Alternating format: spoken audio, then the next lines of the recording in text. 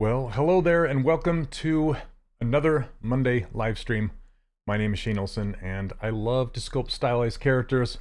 Today we're going to be sculpting this amazing rabbit from Home on the Range from Disney, that old movie.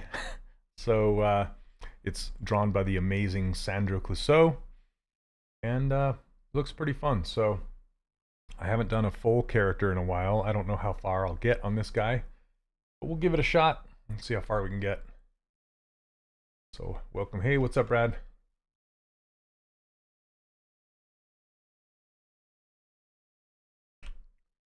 Okay. Hey, Mark, how's it going?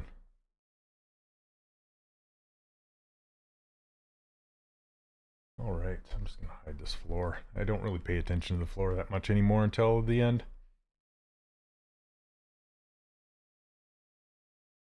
Yeah, I love how small this guy's hands are. He almost reminds me of the rabbit from Winnie the Pooh, but he's like shorter and he has, he's missing a leg. He's all scrappy. It's so funny. So let's just get this head kind of worked out. You know what? Before we get going, I need some music. Let me get some music going on. Alright, hopefully you guys can't hear that.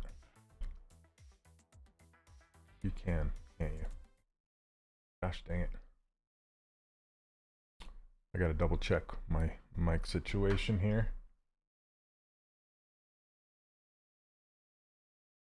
Just bear with me one moment here. Routing. Will that do it? Hopefully it doesn't I just don't want it to like flag it. Oh, that did it. Okay, got it. Got it.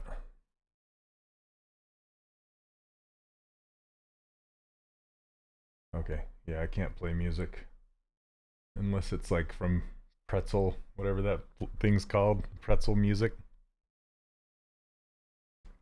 Okay.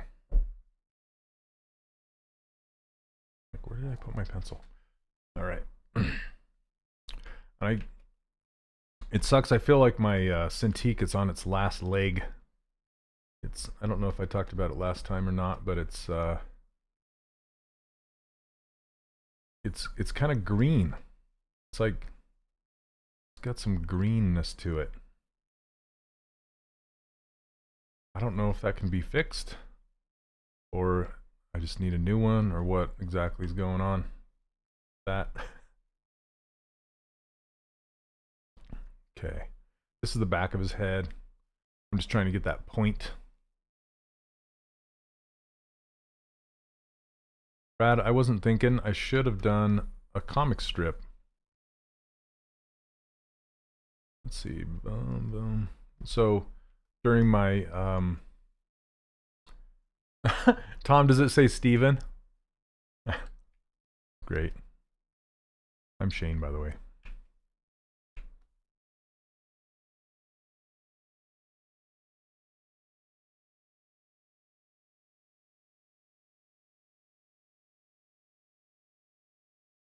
No worries, not your fault, man. My Twist 3 is as good as it was in the... Yeah, I have an Intuos tablet sitting over there. I'll probably have to end up... What in the heck? Look at this.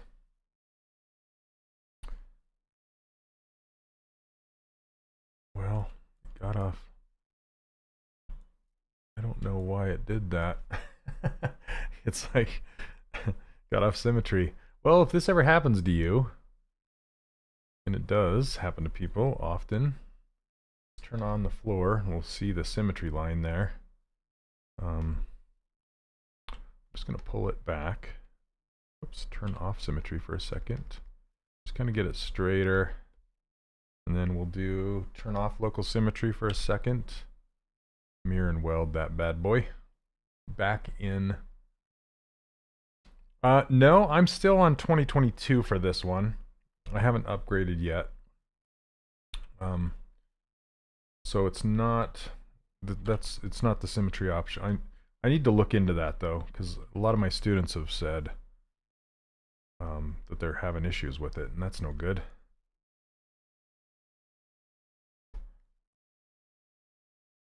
Oh, weird. Okay, hold on a second.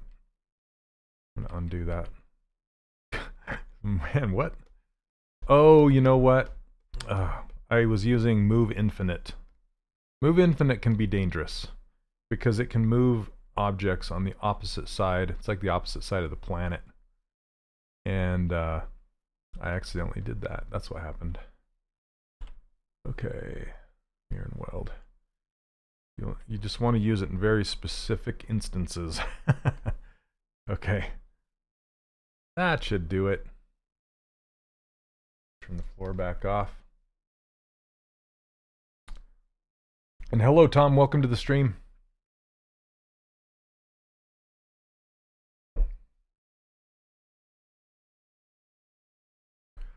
I kind of want to do a speed block out and see how fast I can get it blocked out. Just for fun. Sometimes I go for speed, but not necessarily. And only because I'm streaming, right? And if I'm working slow and methodic, it's not as fun to watch.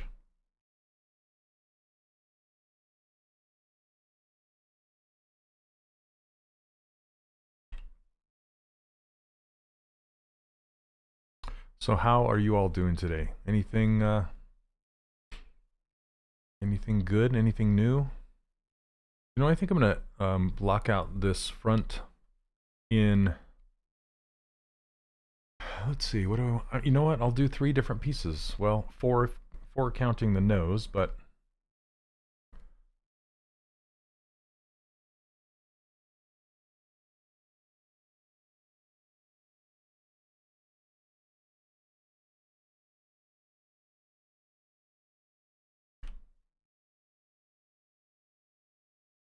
Okay.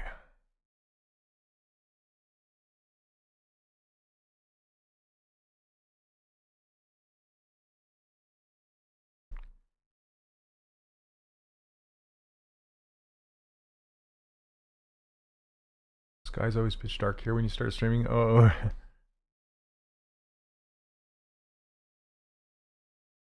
I try to stream when it's most convenient to the time zones around the world.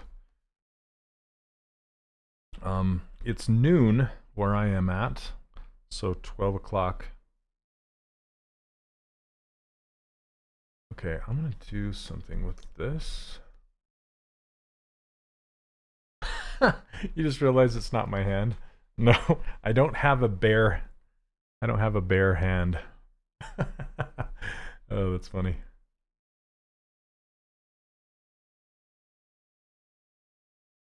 Okay, I'm gonna go kind of push this one over.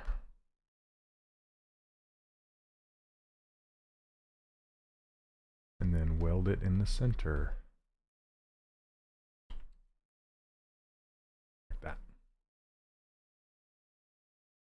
Okay. Turn symmetry back on, and it's quite long and tall.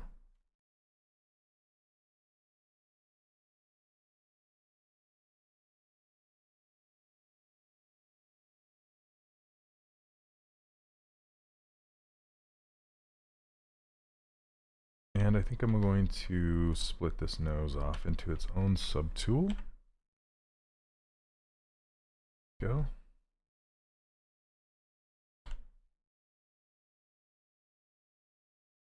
Got a very tall face.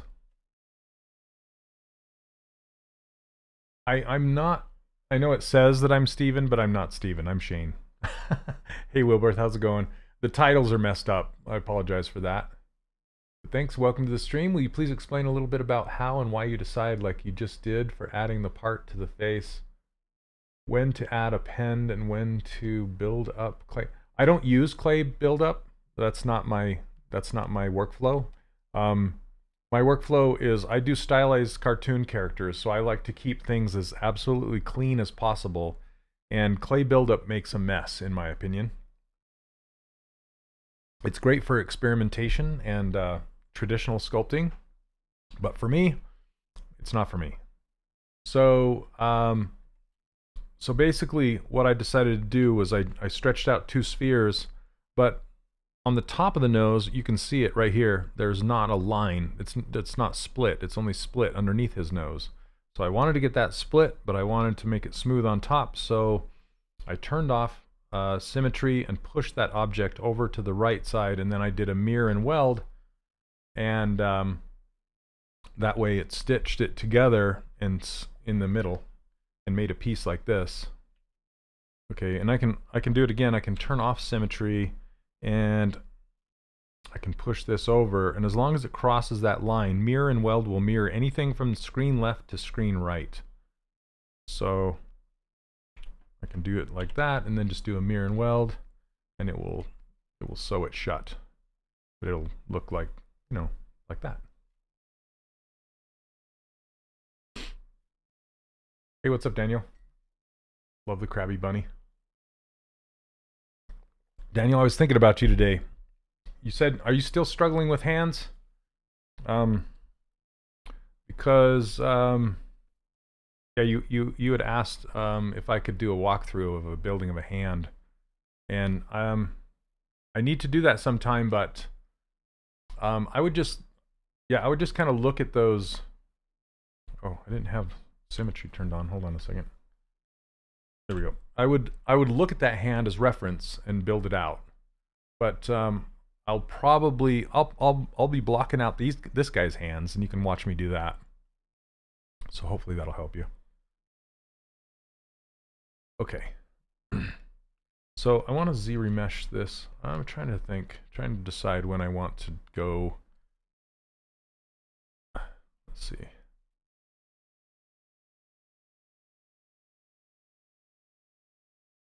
Yeah, I'm just going to kind of pull this out a little bit right here, just to kind of signify where the whiskers are going to be. And then I'm going to give him that lower lip. Hey, Jose. Welcome, welcome.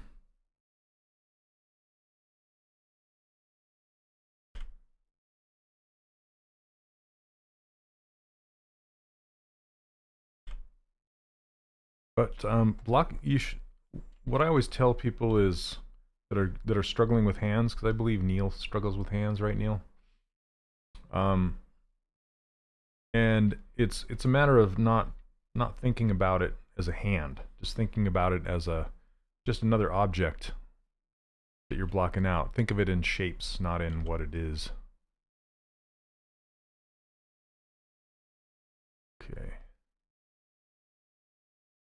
Because I guess what I'm trying to say is get out of your own head about it.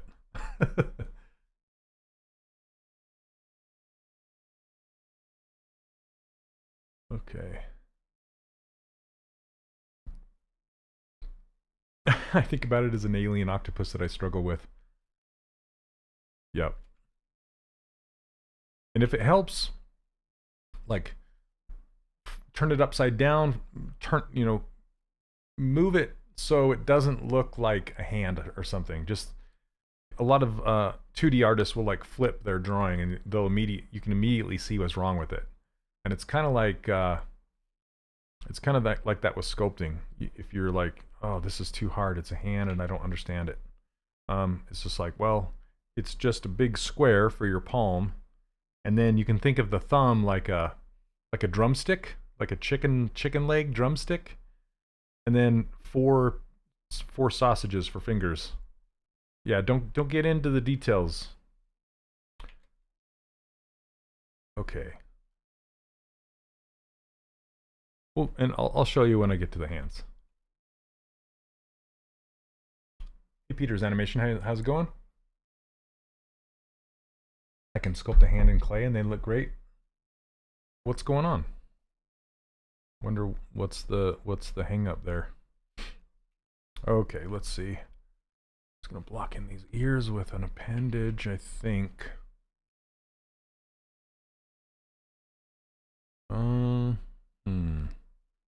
Trying to decide the best way to do these ears.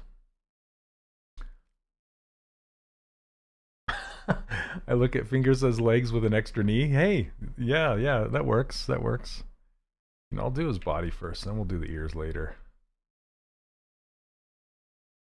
Okay.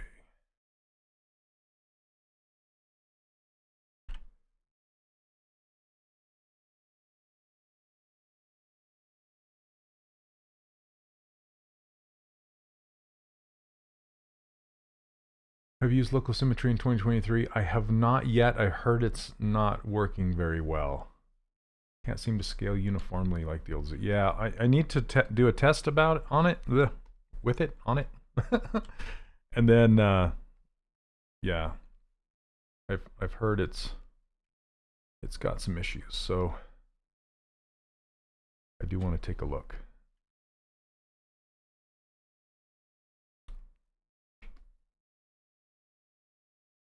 Yeah, I was on the beta of that, and I didn't test that for some reason. I didn't think to test it. But I don't have 2023 installed yet. I still have the beta. And I can't stream the beta, obviously. Good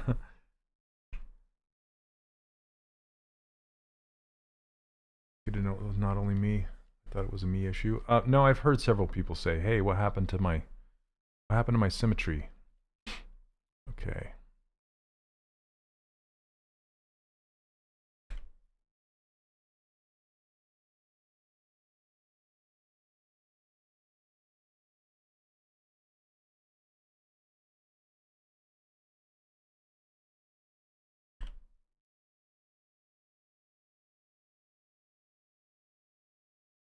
I'm going to put him kind of up since his arms are up in that pose.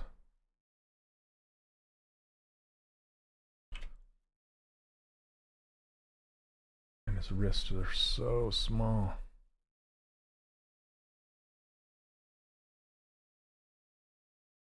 Hey, McBobbles, how's it going? One of these days you'll tune in, the title will match the presenter. Yeah, one of these days. That day is not today. Oh my gosh.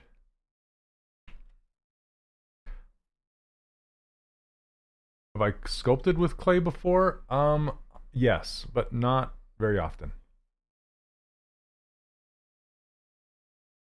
I need to try it again after I've learned kind of how to sculpt digitally and see if any of that transfers, you know?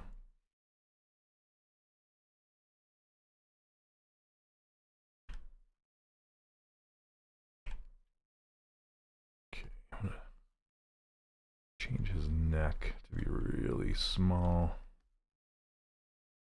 It's like this.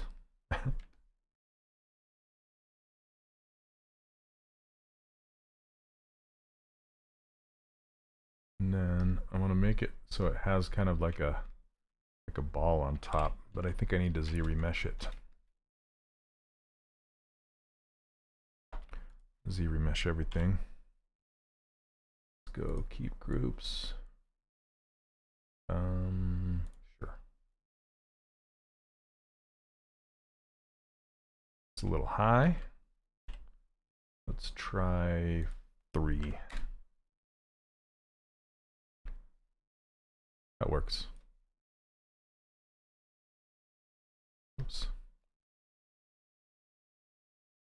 And then use inflate. Kind of want to make it like a pinhead. Just so it flows into the head a little bit better.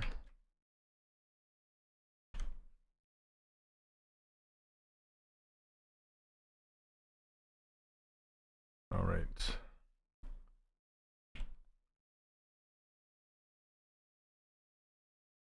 Just going to mask this off. Whoop. And bring this down. There we go. Longer neck. Hey Neil, just popped in to see what you're creating this week. Sandra Clouseau, yep, definitely have to watch this on catch up. Yeah, yep. For sure. Sorry you can't be here today, Neil, but hopefully soon.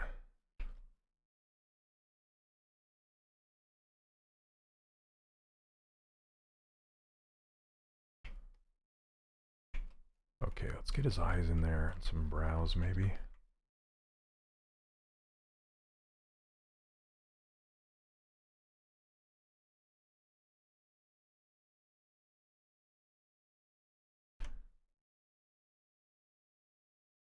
They're gonna totally cross in the center. That's okay. People ask me that all the time. Is it okay to cross the eyeballs in the middle? Yes.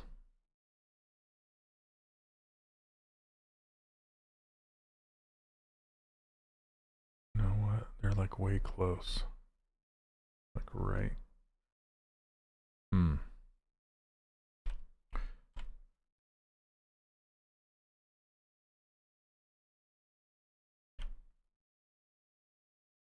Because they're like this close to his, so I'm gonna have to adjust that head. See, I'm measuring from the muzzle back to his eye, and then from his eye to the back of his head. See how close that is right here? Okay.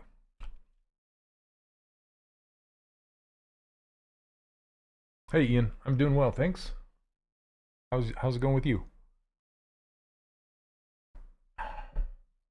Got my coffee. We're doing good.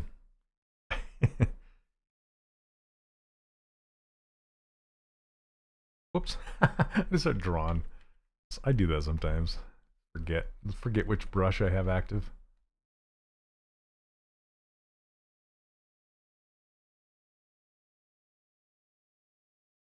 Trying to bump that up there. Yeah. I like that, but his head is too deep now. What's up, deep head? Let's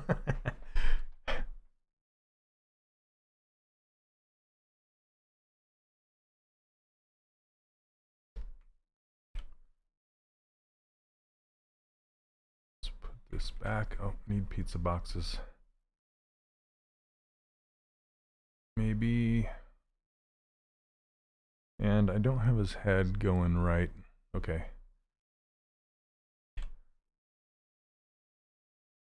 I need to reshape this jaw. It's not correct. Okay, so oh, I have AccuCurve turned on. That's what happens when you start moving quickly, is you forget that you're forget things. Okay, let the cranium not go back that far. There we go. Is it going to be dressed in fur or pretty skinny as so it's going to be I'm going to have little bits of fur just like in the concept, but I'm not going to cover the whole thing in fur.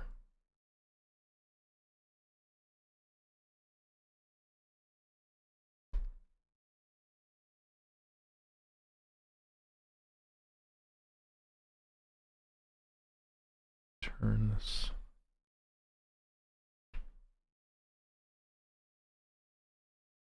That's better. Give him an actual jaw. Then you can reposition the head.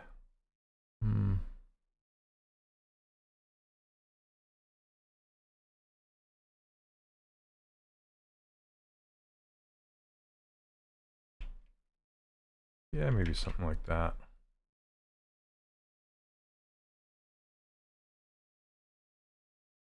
So the hairs will come off of here, and then I need to adjust this more forward.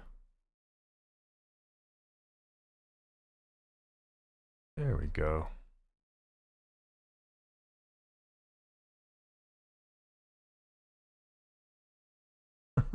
It's funny to make a rabbit head without the ears. And this kind of is rounder.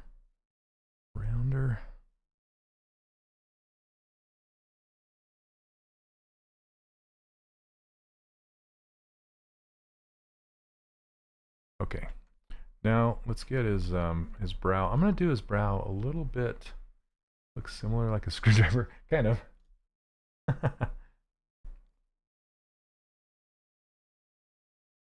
Wait until I have time to sculpt. Yeah, you have your hands full.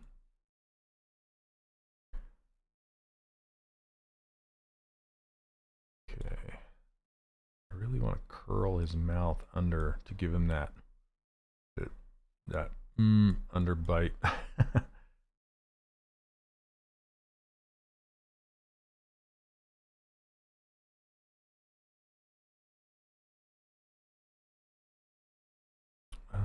Let's see here. You tend to have little snacks and nuts and sweets when tensed up on work and crunch time. I guess sometimes. Company I used to work for would provide free snacks and stuff.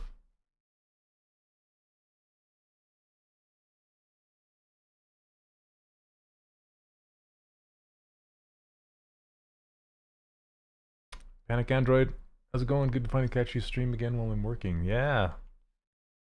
Welcome, welcome.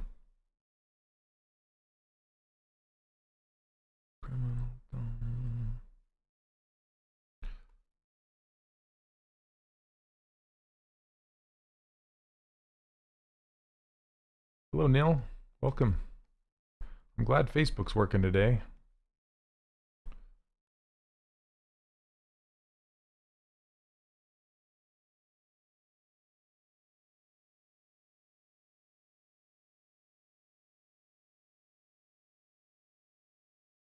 Hey, Eric, how's it going? Lumpy Bunny. I hope not too lumpy.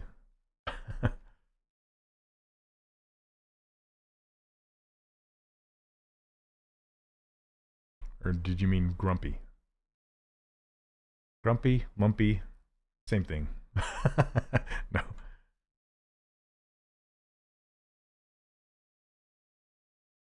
All right, let's get this shoulder to flow. Flow, shoulder, flow.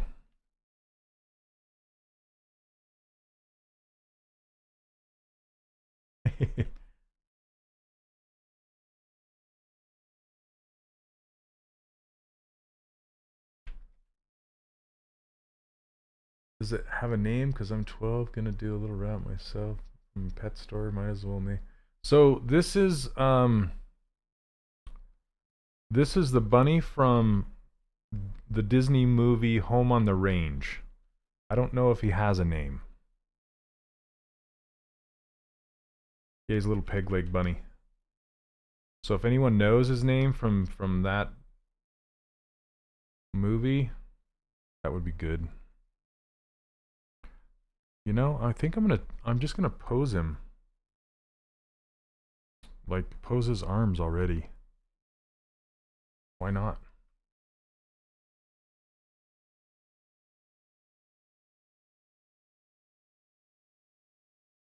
Kinda put him forward. And down.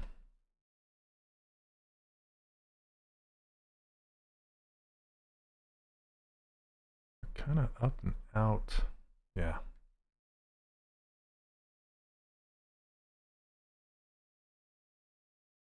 His name's Lucky Jack. There you go. Thanks, Wilworth. That's funny. Lucky Jack. That's fitting. Or befitting. Is that how you say it?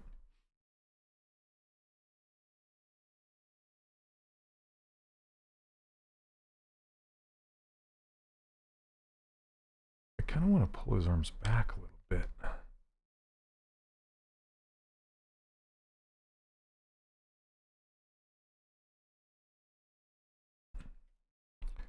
Oh, no. We're not saying name yours Lucky Jack. The name of this rabbit is Lucky Jack. Which is funny because he's not a very lucky Jack rabbit. Because he's missing a leg. Hello, Roberto. How's it going?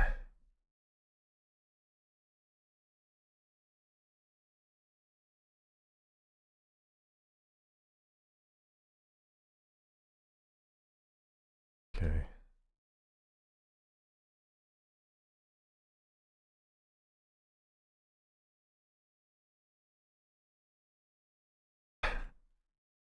Maybe bend his arm in a little bit. There. I mean, his pose is a bit asymmetrical, but We'll get him there. Neck is so small.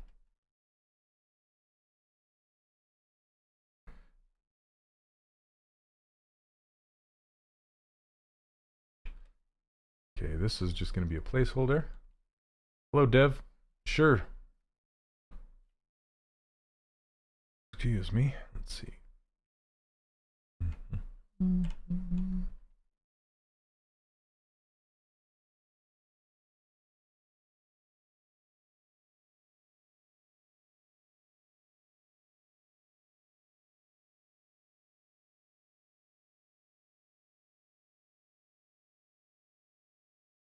Okay, this is just a placeholder sphere.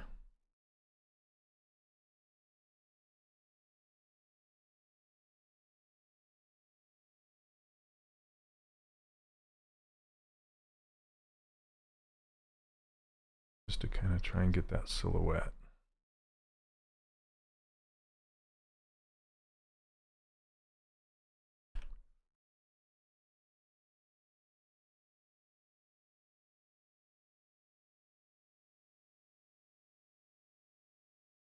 Okay.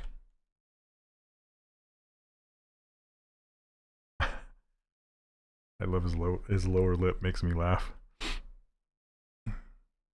You listen here, Sonny. I've seen a character too.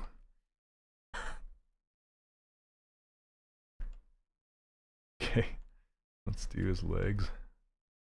I should probably save it.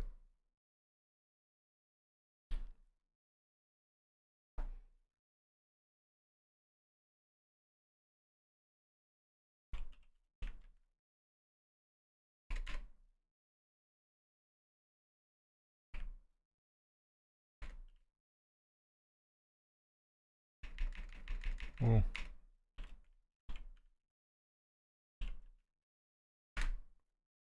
okay. Hey, Tattoon, how's it going? Let's say you're making a model for a client, and when you show the update, he says bad things about the model and starts to get rude and doesn't listen to you at all. What should you do in that situation? Well, that's tricky.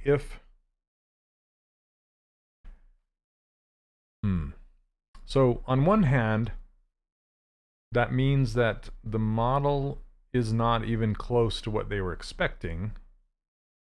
So, but being rude about it is one thing. Yeah, you kind of have to, if it's a client, you don't want to be rude back. You still want to kind of just be, smile and take the criticism, because they're trying to guide you into what they want from you. But it depends on if the changes they want are completely different than the concept they gave you. Yeah, that's one thing too. But oh goodness, it doesn't listen to you. Well, okay.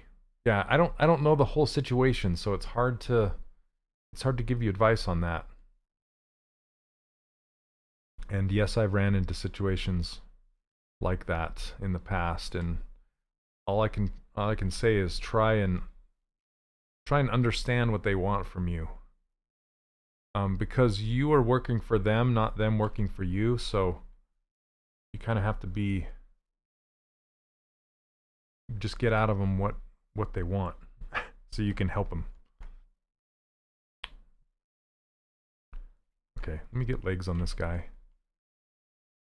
Sorry, I'm not more of a help on that one.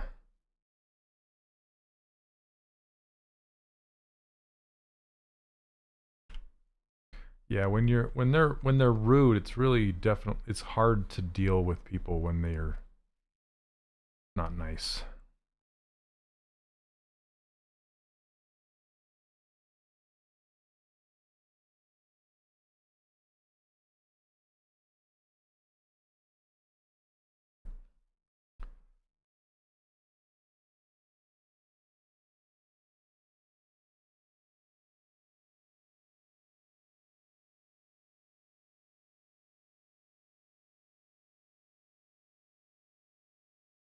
Okay, now this, I think I'm just going to use snake hook and just stretch it to the back.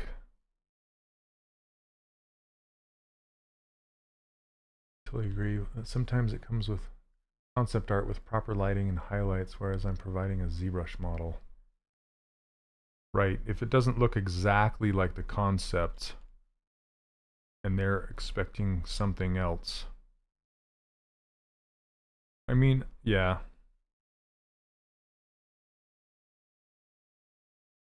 Yeah, don't be mean back. Don't. I know you want to be sometimes, but you don't want to burn bridges.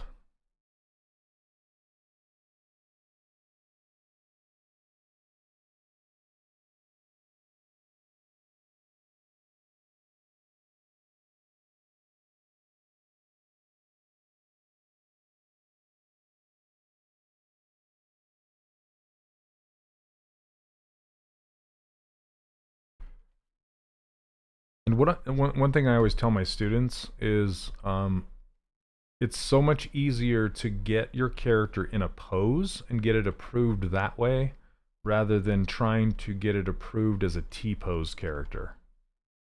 Because a pose is going to give your character life, and whoever you're showing it to is going to understand. So you basically, you can save off a version, do a quick pose if you have time, then show them that. Don't show them the character in a T-pose, because a lot of people can't understand or see it. I was really frustrated and asked the client to send me proper front and back side views. Yeah, you can ask for that if you get into that kind of a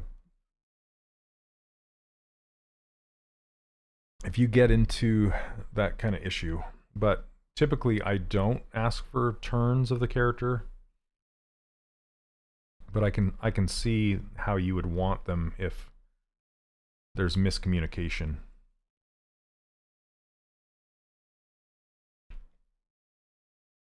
Can I explain what the topological button does? Yeah, basically I'll be using it for these eyebrows here in a second. So if you can just hold on for a moment, I will show you shortly.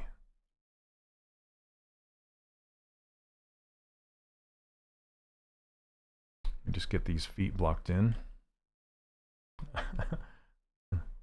This guy is hilarious. Okay, after I get all this stuff added, I'm gonna need to make some adjustments. I want to bend him forward. I'm going to use this Move Elastic brush. Just give him a little push.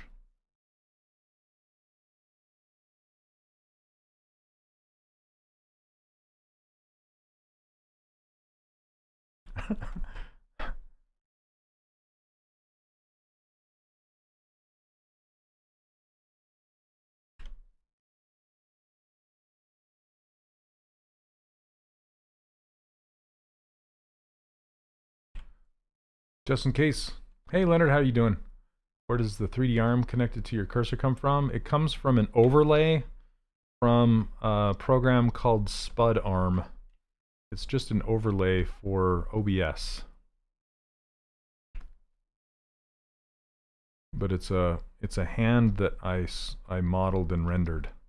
And then you just break it into two pieces, a hand and a wrist.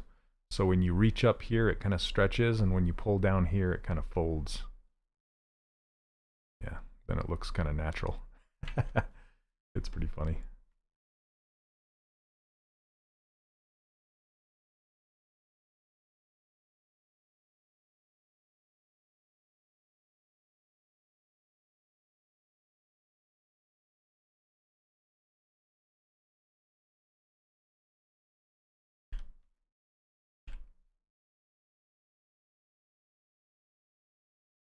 Looks awesome. Thanks.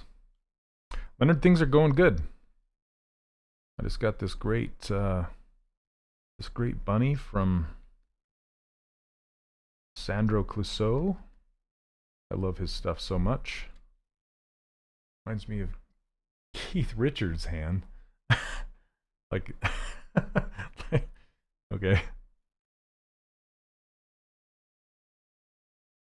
Never really worth it to retort against bad tact. Exactly. Nor is it even worth your time. Yep. Smile and wave. Because all that'll do is make them angrier and be more rude. So the best thing to do is just try and understand what they're expecting and how you can make it right. And if they don't stop being rude and you can't get to the point where they're happy, then maybe it's time to just say, okay, I tried and I can't do what you're asking, so let's part ways. There's no shame in that either.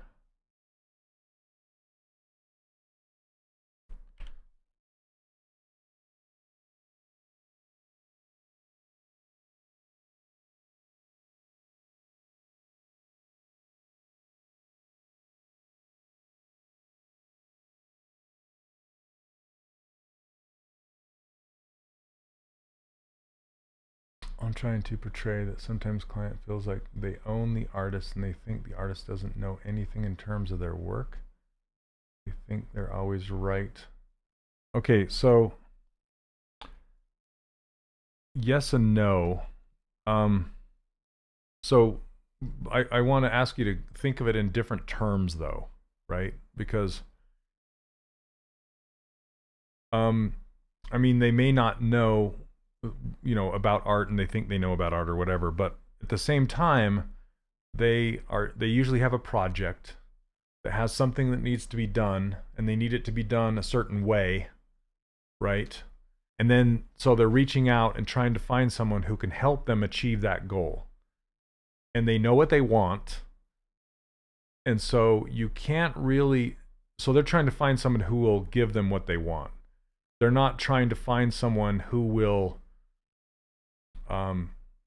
like advise them back, right?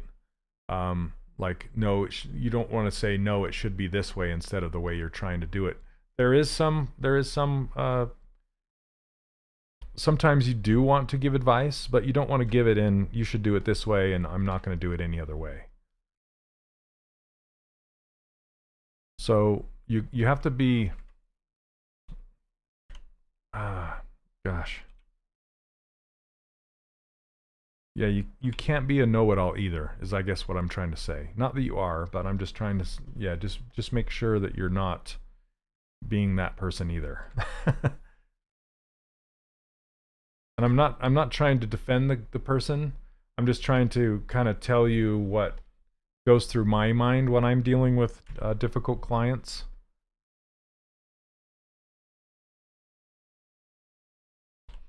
Because ultimately you're just trying to help them get what they need,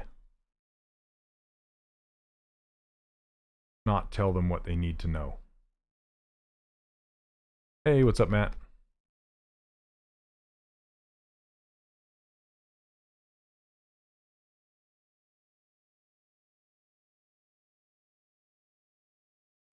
Because they don't own you, but they are paying you to do it.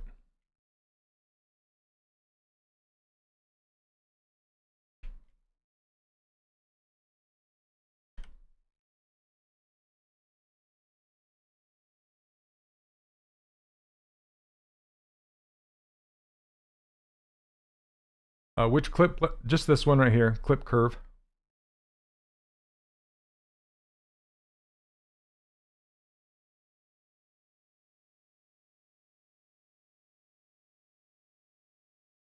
Nice explanation. That is really true. I felt that. They will find my alternative for their work. Yeah, because if you can't deliver on what they want, and it's just like anything. If you know, they're not. If you can't do what they're asking you to do, then they'll find somebody else to do it, the way they want it done, right? With as little pushback as possible on their part, right?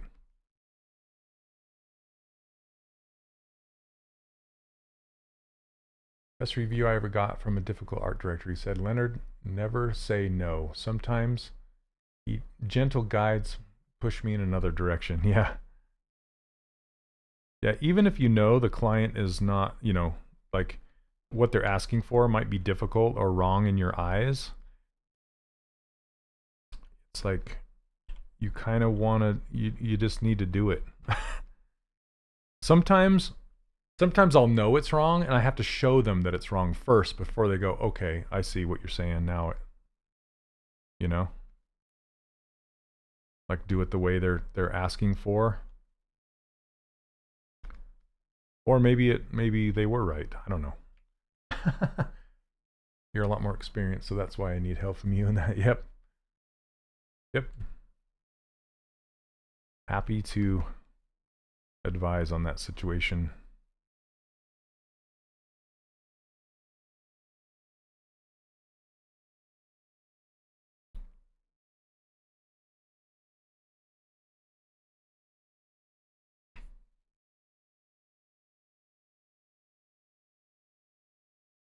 Is there a difference between modeling for animation, I assume you meant, and modeling for something like toys or collectibles? Yes, there's a huge difference.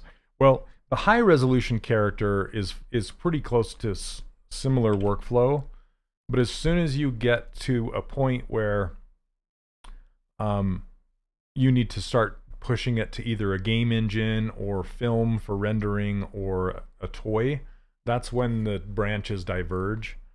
And for toys, you don't really need to do much. You just have to combine all your objects together and make sure it's watertight. And then add keys if necessary and things like that. And with film, you have to do some retopology and make it ready for subdivisions and displacement maps and things called UDIMs, which are that's how you texture the object. And then with games, you have to retopologize it just with triangles and UVs and normal maps. But the high resolution character can be the same for all three.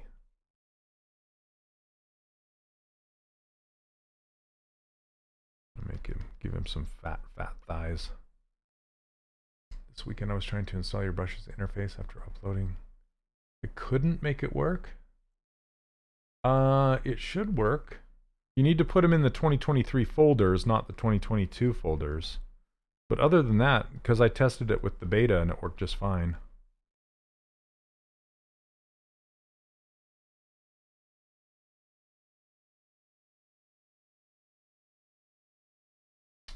Retopo optimizing for rigging and smoothing movements. Yep.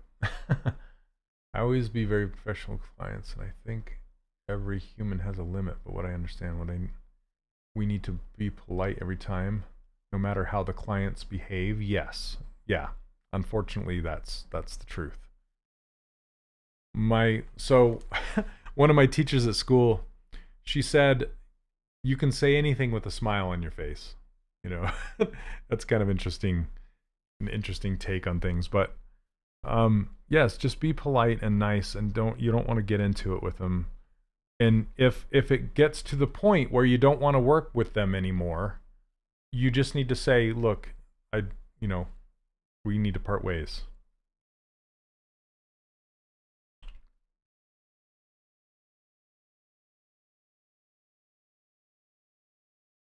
Do you cover different characters for game production in the character workshop? I don't cover film characters. I cover game characters and 3D printing. I want to cover more 3D printing in the future.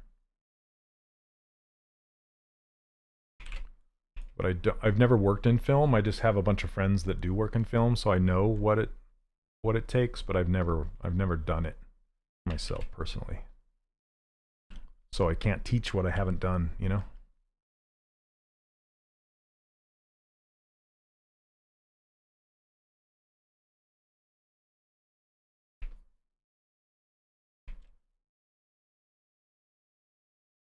But what's nice about 3D printing characters is you can model them in pose, and it's just fine.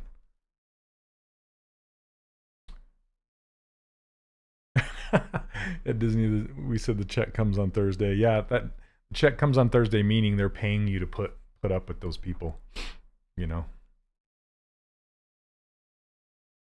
And it doesn't matter where you go, there's going to be difficult people to work with. Doesn't matter. It's just human nature. There's always going to be jerks.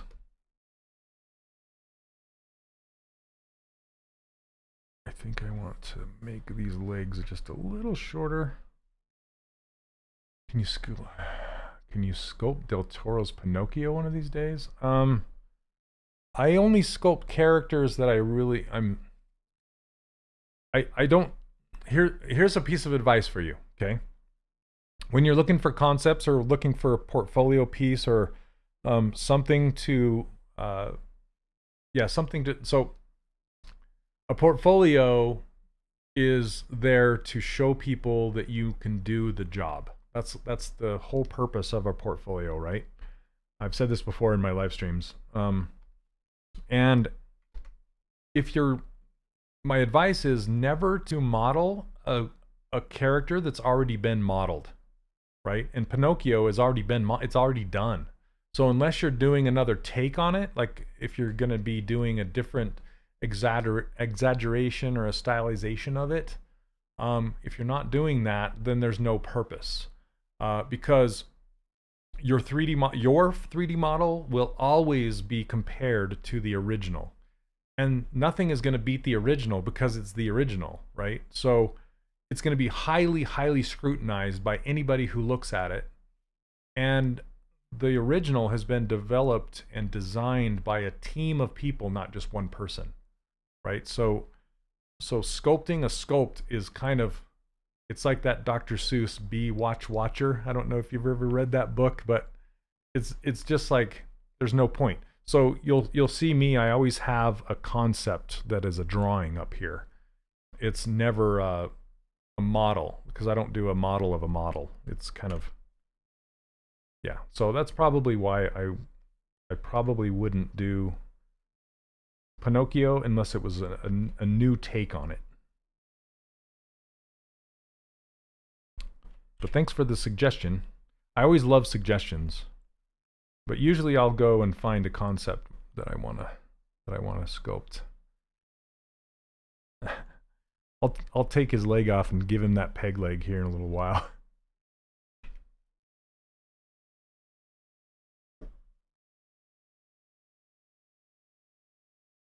Hey Justin,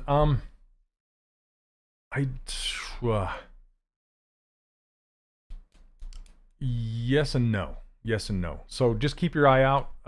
Just stay on the mailing list. And how you can get on the mailing list is by downloading my brushes. I give away my brushes for free. And I don't really send out mail too often, but I'm going to be having some pretty big announcements coming up soon. So yeah, just be on the emailing list. And you should get it. Yeah, the peg leg. And his name's Lucky Jack. I love it. Okay, he's from Home on the Range, Disney's Home on the Range. This is Sandro Clouseau's. It's actually his drawing from Home on the Range. Okay, so these eyebrows, somebody was asking about how this topology brush works. So basically you just draw new geometry on the surface. So I do this line, and then this line like this. And then I just draw all the way across these places. Hey, Lord Luigi. Okay. As you go all the way across, then wherever you make 4 points, it makes a face. So it makes a square. You're basically drawing geometry on the surface.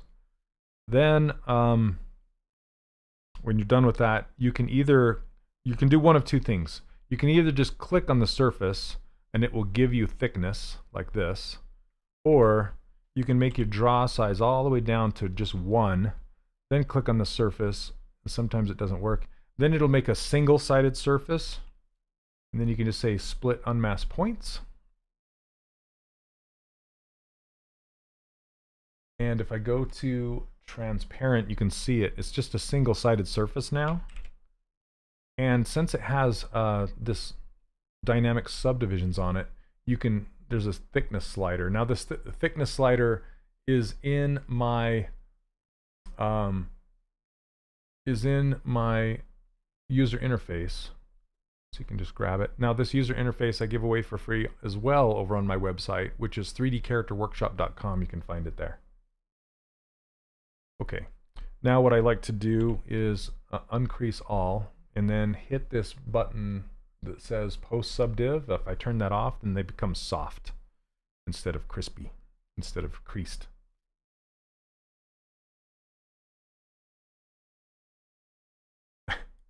Even Prince Harry uses ZBrush? Are you sure? Interesting.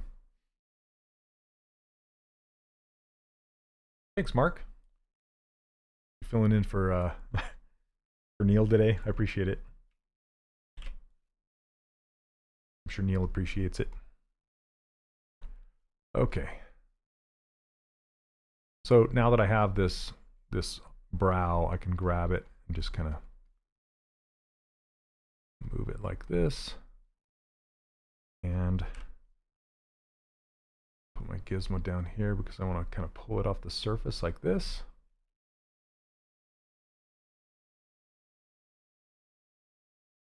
And if I want more geometry, like subdivided more, so it's not, doesn't have so many facets, I can go up here and just roll this up to a 3, and then it'll be a little cleaner. You don't want to go too high because it'll slow your machine down. Right, Ian? One of my students was having issues with that, wondering why the slowdown, and that will slow your machine down, cranking that too high. You don't want to go above a 3, maybe a 4. But if it's only like, so this is 5 faces total, so it's not really subdividing too much. So it can handle it.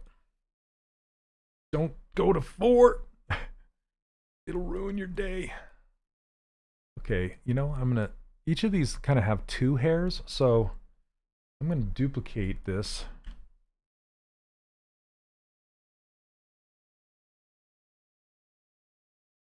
And just kind of fit it in there.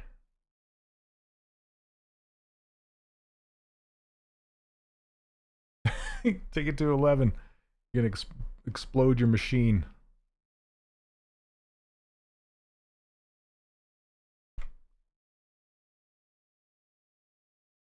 Okay, now if I turn off dynamic subdivisions,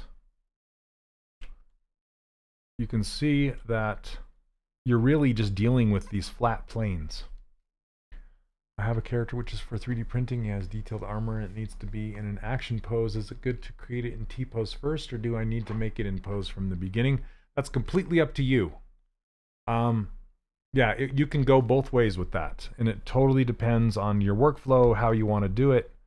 What I typically do is I put it in a T-pose first, and then I pose it after that. But it depends. If the armor has a whole bunch of surface detail on it, like just say like Spider-Man, for example, if he's got webs all over his body, when you go to pose it, it's just going to stretch stuff out, and you're going to have to redraw those lines or nudge a whole bunch of surface stuff around to make it work. So it's almost better to draw those lines on after you pose.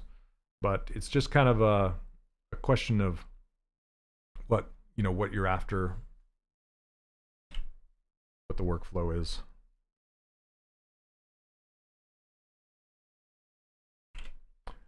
Okay, let's see. I want to make these brows a little pointier, so basically what I can do is pull this bottom one out and push this top one in.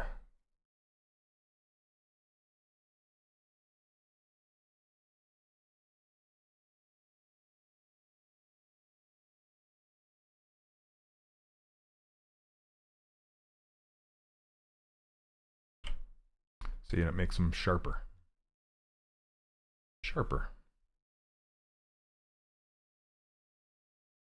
Okay, so these ears, what I'm going to do is I'm going to draw the geometry. So a lot of people, there are so many different ways to create things inside of ZBrush, so many different ways, and the way you do it is not necessarily wrong. I mean, what I could do is like, I could make a big sphere, and then I could delete everything out of that, or like clip it or knife brush it, or I could take a sphere and stretch it into that shape. That's what I typically do.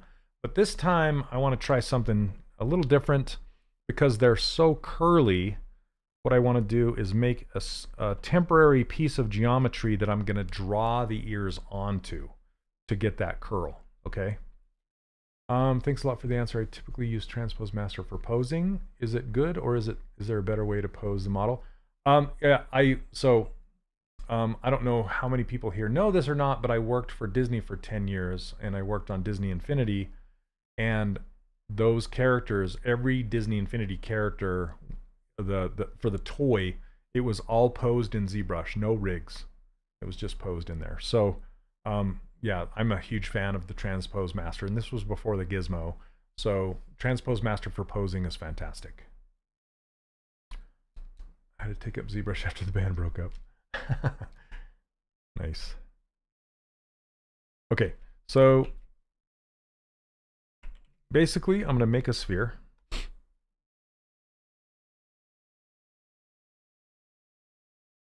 And make it big. So this will be the surface that I'm going to draw the ears on top of. So basically, I'm going to line, let me separate it to a new subtool, and then I'm going to shape it as if the ears are laying on top of it, okay? So I'm not going to pay attention to the front of the sphere, just the back of it, because that's where I'm going to draw the ears. And I'm going to scale it out wider. And then I'm looking at where the ears originate from on the back of his head, and then make them curl. So they're kind of, it changes direction about midway up the ears. It's not a smooth round turn. So I'm going to push this sphere into where the ears come out of the head, go up, and then turn and flop over. I'm going to pull this in. So I'm kind of looking at the inside of the ear, bottom on the silhouette.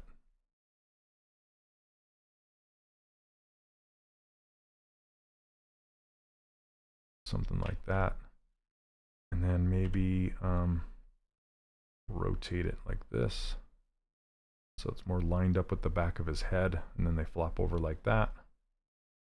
Okay, I know this is sometimes hard to see when I'm doing this, but after I draw it on there, you'll understand, I hope. Okay, let me save it.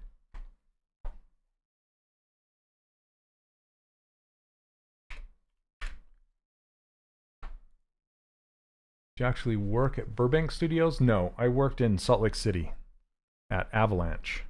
And Avalanche is the company that's currently making the new Hogwarts Legacy game for Warner Brothers. So after Disney sold them, they were picked up by Warner Brothers. And I could have worked there, but I ended up teaching instead, going on my own. Okay, I'm going to pull this down. But a ton of my friends still work there, and I'm so happy for them. This is the Hogwarts Legacy has been in production for the last 7 years. So I can't wait for them to finally release it. It's going to be awesome. I can't wait to play it. Okay. So let's go ahead and draw this now. This is being dynamically subdivided.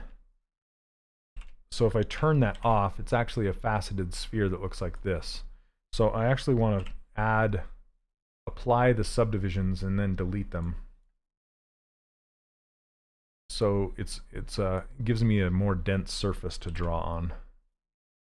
My final question is something I want to know. As a 3D artist, how long should we work on a daily basis for healthy and long? I'm probably the wrong person to ask because I don't follow my own advice.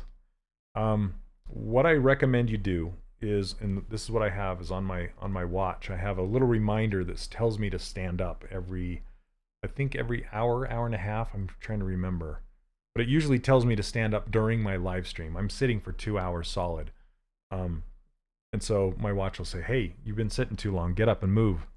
And then what I have here in my office is it's called a rebounder. It's like a miniature trampoline. that I'll just get up and just do some jumping jacks and stuff to get my lymph nodes flowing and my blood flowing, just so you're not just sitting there like a mushroom, right? So you want to get up, walk around. You don't want to sit in front of your computer for hours on end. But as far as like days total, anywhere between, I mean, with breaks, lunch breaks, walks, go on walks at least 30 minutes a day, if not 30 minutes twice a day is what I try and do, but I've kind of fallen off the wagon with that since it's winter here. But 8 to 10 hours a day is what I would do at Disney. Okay. So let's draw these ears. It's a great question though. Okay. And coming out like this. And then you can continue a line by kind of getting close to the end of it, and it will go like this blue color like this. Let me flip this around because I think I want to look at the points rather than continuing it, just kind of going. How long was it for you to obtain your first employment as a 3D artist? How long did you train for? Thank you, I'm a student. So here, that's a difficult question because I wouldn't do the same thing today as I did when I got hired. So back in the day, I went to a school called the Art Institute of Seattle. And then right out of school, I had a friend that already worked at a game studio here in Utah, and he helped me get an interview there, and then that was my first gig. So I went to school, 1997, 98 is when I went to school for 2.5 years for an associated arts degree from there. And we all know about the art institutes and how good they are. That's laced with sarcasm.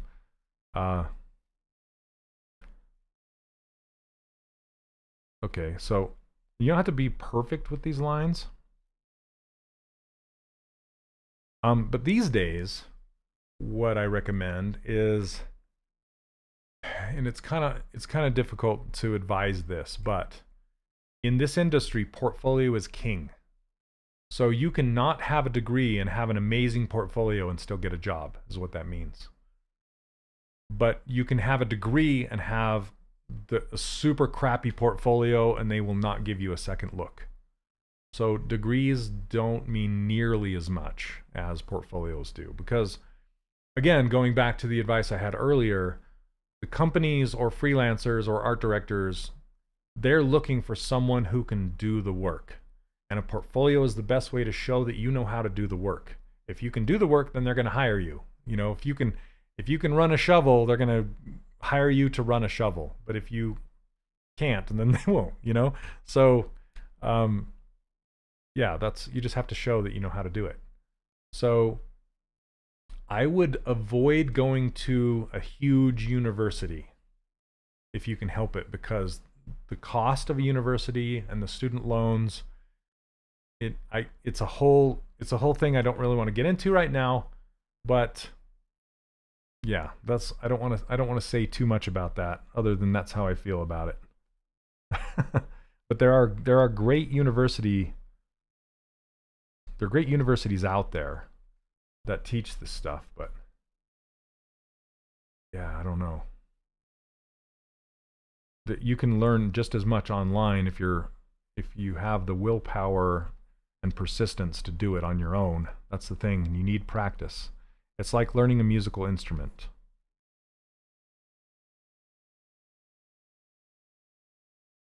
Okay. Let's see. Would you recommend any books that help you get strong fundamentals? Yeah, it's more videos these days rather than books. Let's see. What kind of books? There's Grizz and Norm. Look up Grizz, G-R-I-Z, and Norm, and it's called, maybe, hey Mark, maybe you can help me out on this one. I think it's Tuesday Tips with Grizz and Norm. They're a pair of Disney artists that work for Disney Television, I believe. I might be getting that wrong. But they have a whole bunch of fantastic art-related tips. Okay, I'm going to run one more line up the middle of these ears. All the way down to here. Okay. Did you start 3D because you knew that friend who might put you in the gig? No. I started it because I can actually remember like the exact day. I can't remember what day it is, but I can actually, thank you, Mark. Appreciate it. There's a link on Twitch. So when I was a kid, I was just watching the news one day, and this newscast reporting on this new thing called 3D, right? Like, or computer graphics, I think they called it. It was a news report on this new way of animation, and they showed Wall-E from Pixar, the original bee that John Lasseter animated with like by text, and I saw that thing and my life changed forever. And I knew I wanted to get into it.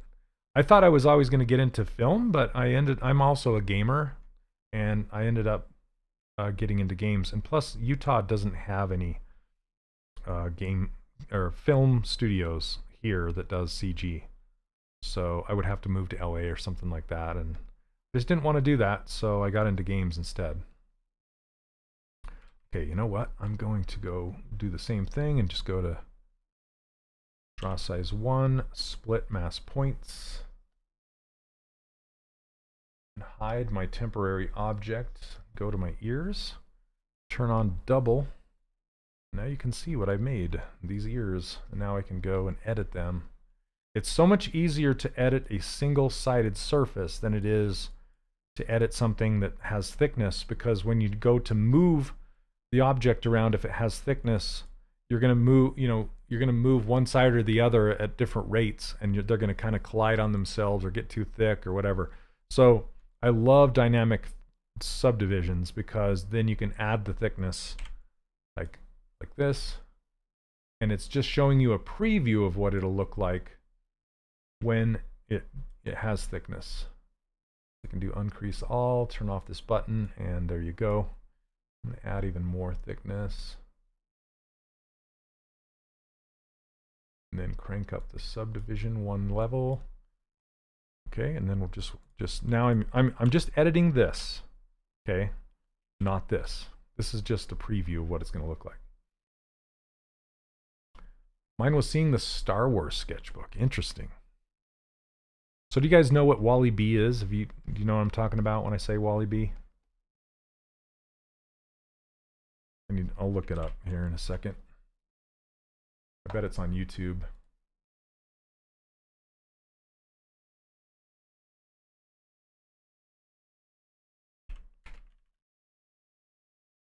I'm not talking about Wall-E. I'm talking about The Adventures of Wall-E, 1984. This one right here. Yeah, look at this. Computer graphics project. This thing. It's 1 minute and 25 seconds. And this was, yeah, this is what they played. So, and look at this. It's made of primitive objects, like spheres and things. But this was all animated just by John Lasseter with text. Really crazy. Anyway, this was the thing that did it. I'm just like, what is that? You know, I mean, imagine as 1984. Let's see. How old was I? I think I was 14. 13. I was 13. That tells you how old I am.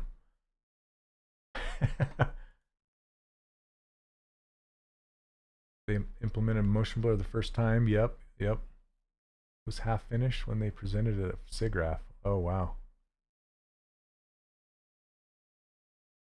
Yeah, 1984. When imagine if all you had seen is 2D animation before, and then all of a sudden you see that, and you're just like, what is this?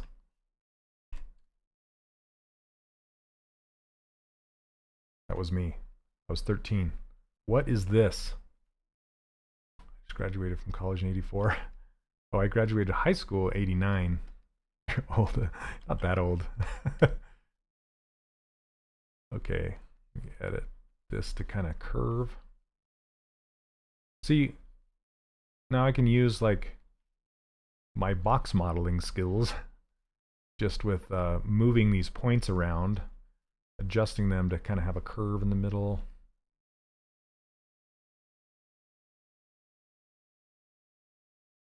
And it's so much nicer to deal with this little or light of animation. 79, nice. I was not born. For me, it was when I saw Toy Story 1. Yep. That was that came out when I was in school. It was great. Toy Story 2, first to have subsurface scattering in film, yeah.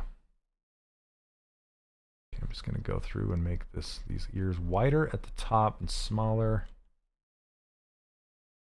Now I can add more geometry and see how it kind of folds in on itself when it gets down to the head, and then it has these kind of ridges around the edges. I can try and add that here in a minute. Jurassic Park is another one. That's one that got a whole bunch of people into CG.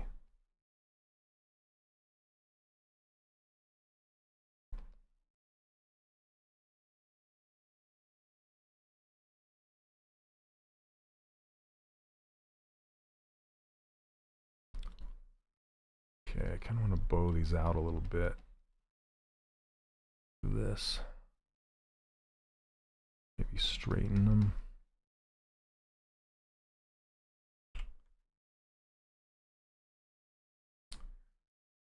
To give a bit of perspective, my Apple IIe had a high resolution of 128 by 64, and it was green, right? Or was it amber? Oh, goodness. Oh. Ugh. Okay. Got to stretch here and there.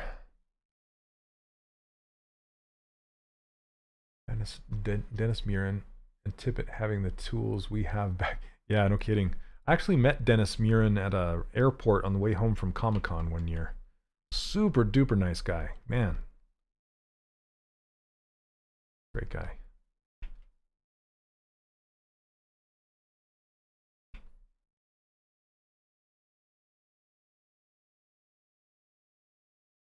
It was just nice because he was genuinely interested in what I had to say, which was great. So try and be that for people.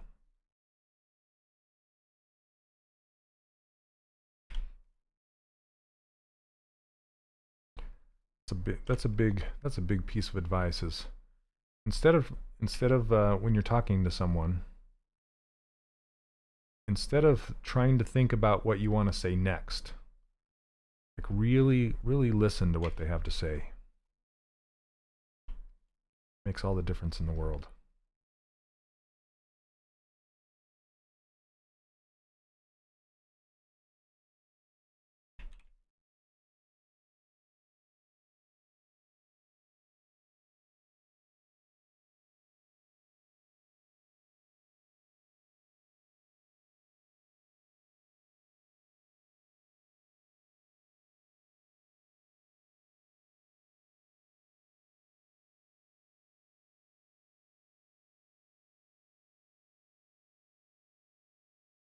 Okay. I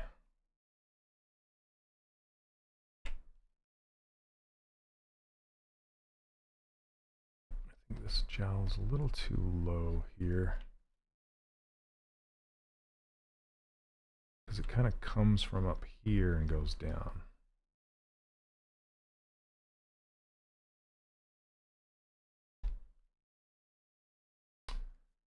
One of my mentors told me to learn to have a conversation with a child. Don't talk at them, talk with them. Very, very well said. Can you share why your controls are set up like on your Wacom and pen? Raz, I don't have any special setup. I don't use any more hotkeys than what comes standard with ZBrush, so I'm constantly on Control Shift and Alt. I'll occasionally use the letter C as in cat to do some eyedropping of color. And then I'll use S to change my brush size. And that's about it. And then I have a custom menu that I give away for free over on my website, 3dcharacterworkshop.com, that I set to the number 2 on my keyboard, and it has this custom menu that pops up underneath my pen. And I set that to my pen button right here. The back pen button, and you set the front one to right click. So that's kind of how I have it set up. Other than that, it's nothing special. Nothing special.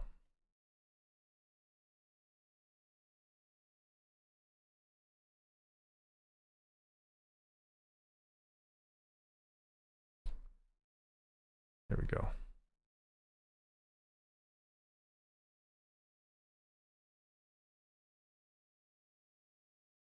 Oh, Creative Ink is fantastic. You're talking about Ed Catmull, right? Yeah, that's right.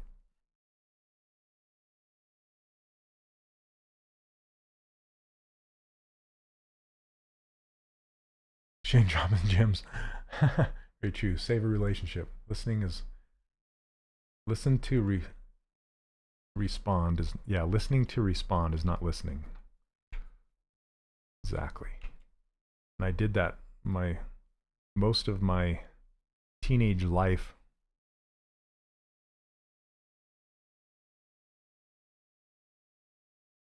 I love how frowny this guy is. Just like how do you swap brushes fast, or do you select them from the bottom shelf? I just select them. And here's why. You could absolutely put them on, well, there are kind of on hotkeys. So hotkey B will bring up this giant brush palette. And then there's 3 keys to grab any brush. So it's B, and then you can narrow down your selection by hitting another letter like M for move. Then you have all the move brushes, and then they each have a little letter on the top left of them, right up there. Like this one is D, and so if I hit D, it's going to grab that brush. So it's BMD is the 3-letter hotkey for that brush. But I particularly would rather pick them from the bottom because when I was working at Disney, I had a Cintiq that had buttons on it. So I could slide my keyboard out of the way, and then I would just use my pen to select most things except for like Shift, Control, and Alt, and then it had a ring on it, and that would raise and lower my brush size, and it had a ring on the right-hand side, and that would go up and down my subdivision levels, and I had it set up perfectly. I loved it, and I miss it because the Cintiq I have now uses one of those little remotes, and it keeps sliding down my Cintiq, so I don't use it. I have a keyboard tray underneath my Cintiq now instead. Let's see. So Din, I don't work for Pixelogic or Maxon, so I can't really talk to that. I'm just a volunteer here, and so I don't really have any opinion on that I can share on the official Maxon channel.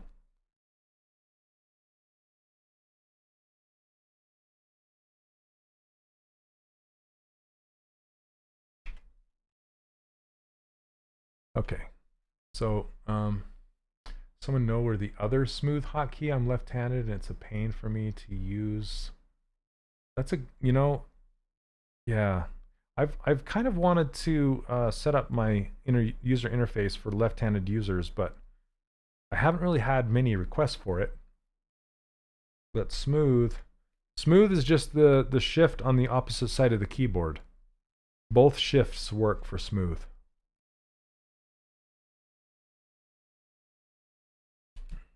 Yeah, upgraded to the one you have now to the... Yeah, I have a 27 Cintiq right now. Also bought the remote express key with it. I just don't use that thing. I need to properly set it up, but it just doesn't stick. It just slides down off my Cintiq, so I've never used it. So hopefully, my Cintiq's on its last legs, so if I do get another Cintiq, I'll try it again.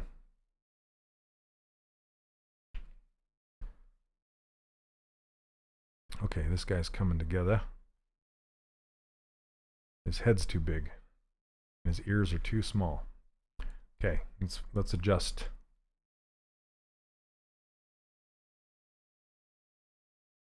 So that's kind of what I do, is I get everything in place, and then I make my proportional adjustments. Okay. I'm going to do it in pose mode. Save it first.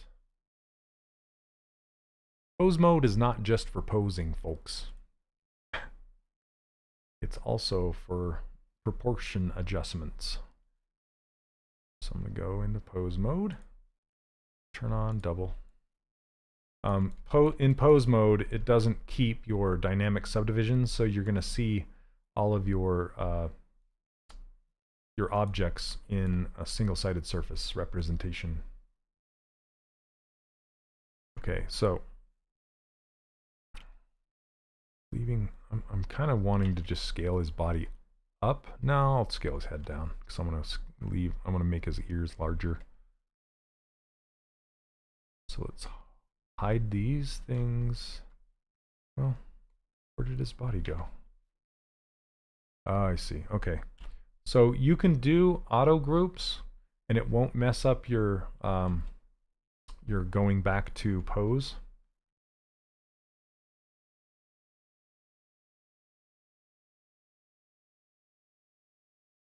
Okay, come on. This looks like a little character by itself. Like, me, me, me. Hey, what's up, Tom? How are you? You can use the 3DM or 3M command strips on the remote. No glue and no damage. Oh yeah, I need to try that. I think you told me that before and I never followed your advice because I'm dumb.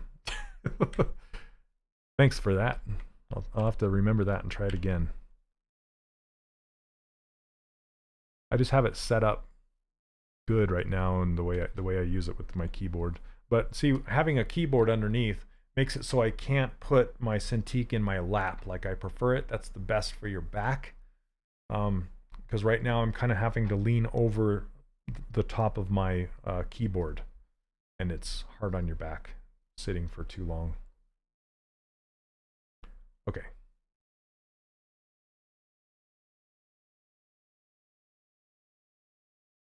So I'm just going to put this gizmo at his neck.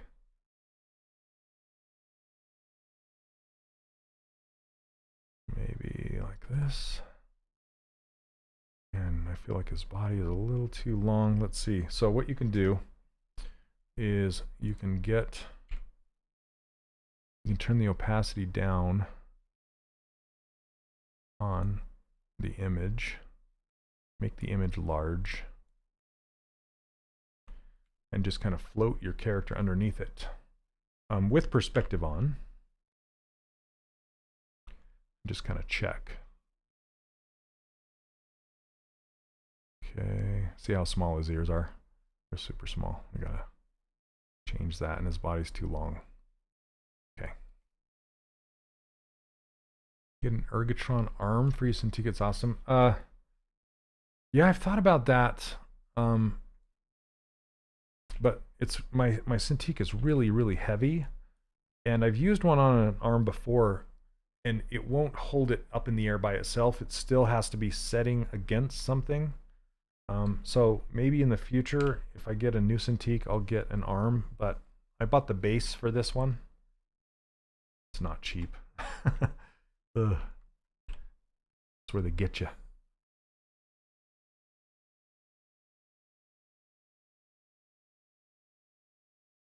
Okay, let me try that again symmetrically. Okay. Blur it. And I just want to shorten up his body a little bit. Maybe narrow it some.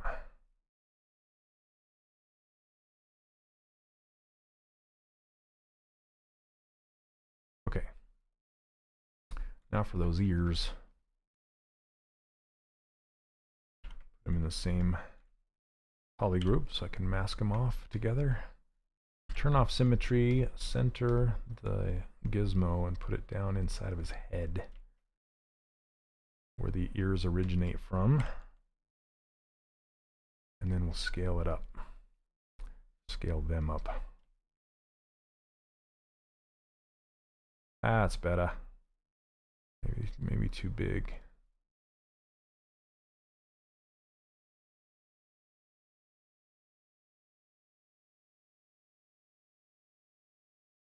Okay.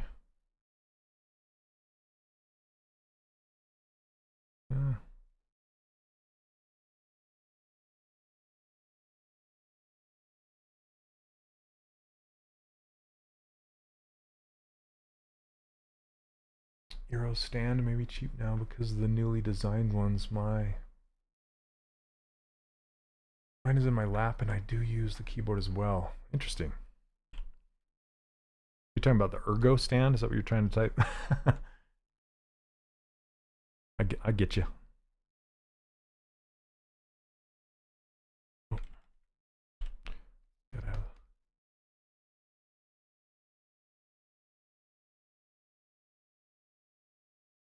Okay, that's all done. Let's go back. T-pose sub T. There we go. Proportional fixes.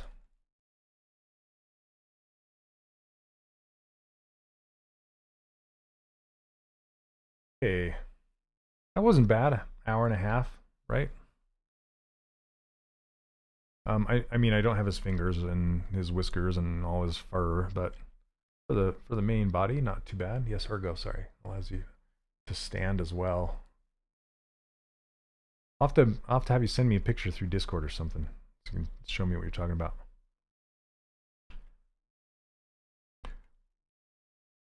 Okay, let's get some little hairs coming off of there. About the arm for the 27, both versions, and wouldn't go any other way. Oh, from Wacom, like official Wacom arms, not like a third party arm. That's interesting.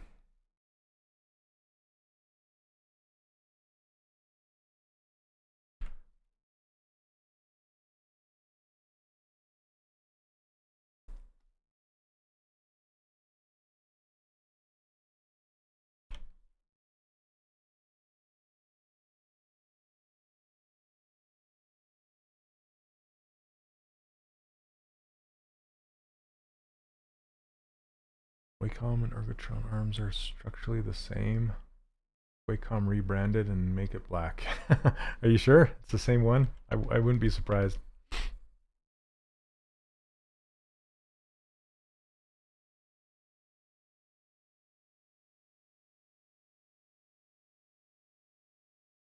Ergotron. I'll have to remember that name.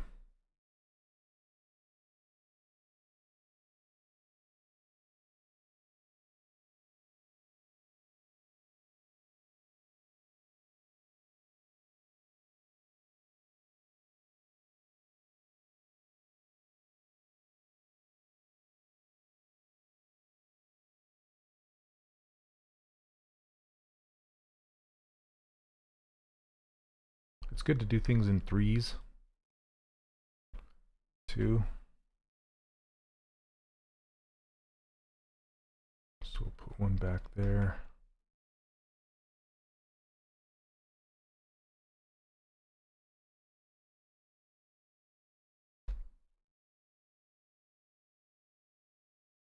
Give this a little bit of interest. Hey Frank, I didn't finish it 100%, but it's pretty close. I just need a detail pass and render.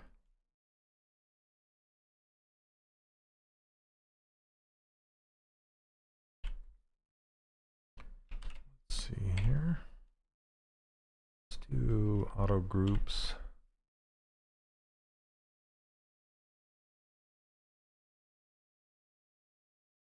And then mirror and weld.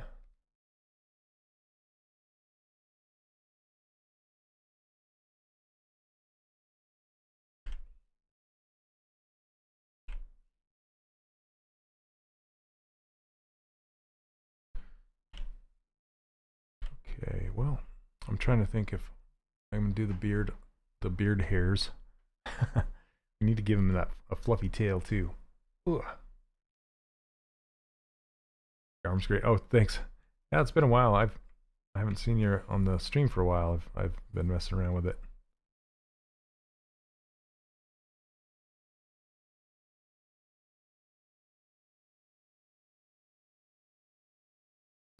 Okay, so I'm gonna split this off. Looks like teeth or something. If we come really steady, doesn't move at all. Interesting. That's good to know.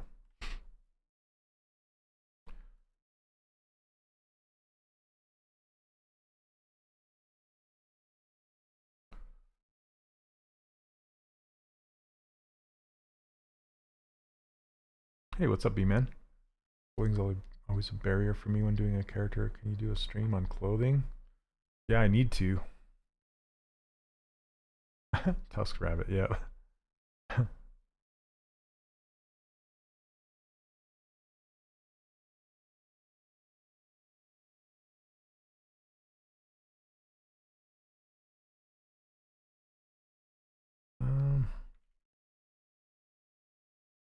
Let's do a snake hook instead. Get it to curve pretty good with snake hook.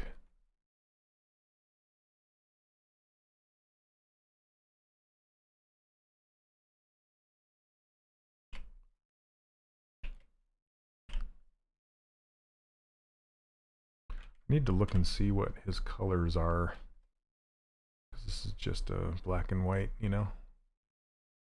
Look like little fingers, kind of.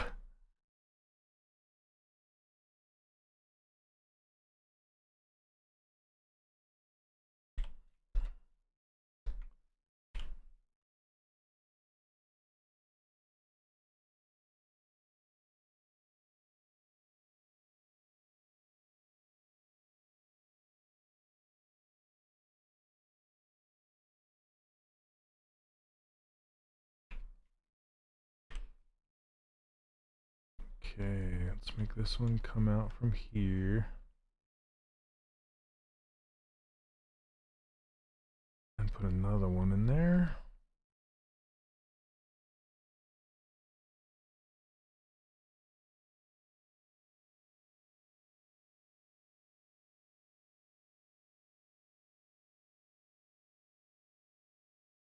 I'm gonna fill this with a color just because so they don't look like teeth.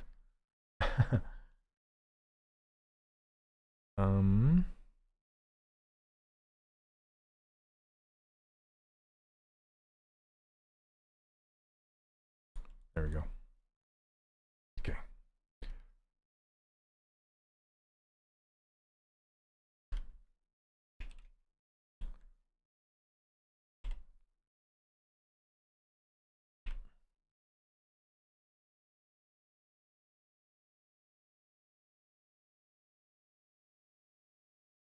Sorry, I'm concentrating a bit here. Trying to get these hairs laid out.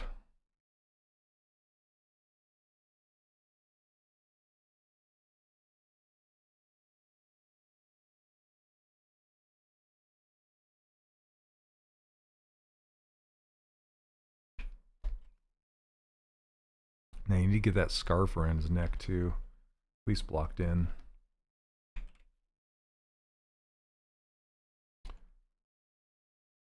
Thought of any personalized name? No, this is already he's got a name. It's Lucky Jack from the Disney movie Home on the Range.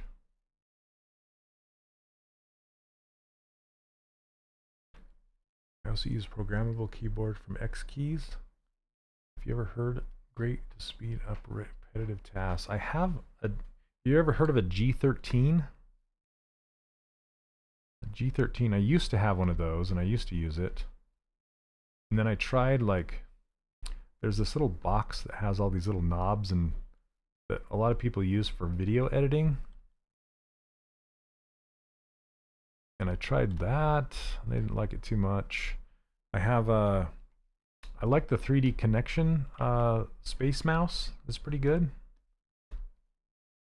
But again, I'm not using it. I don't know why. It just...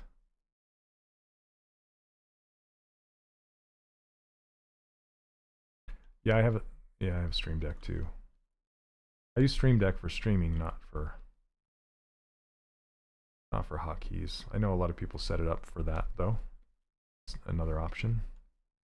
Try Space Mouse and cannot get away with it. No, the thing I like about the Space Mouse is that it works for more than just ZBrush.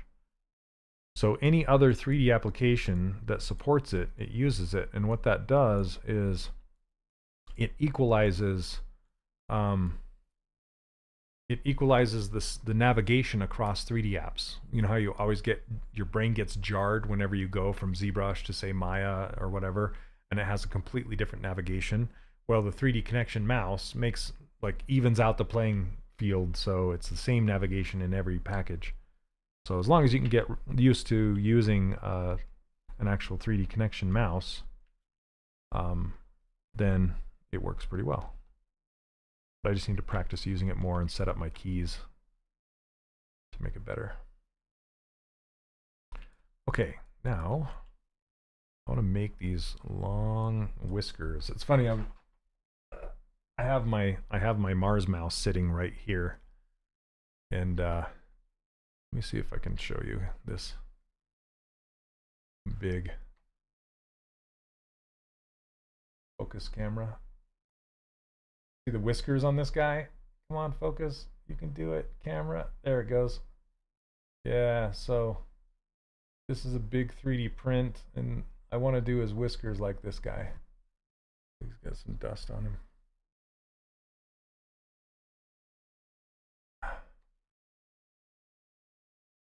Okay, back.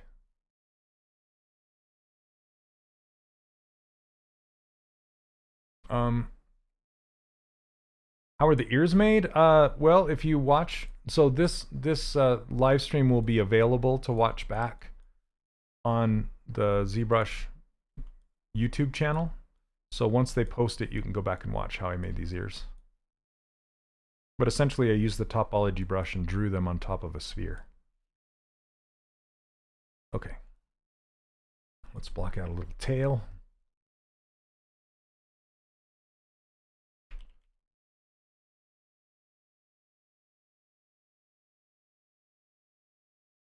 Oh, not that. I want a sphere.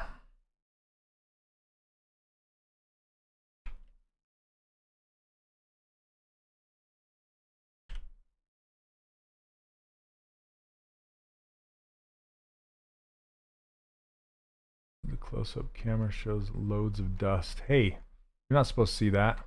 I gotta dust them.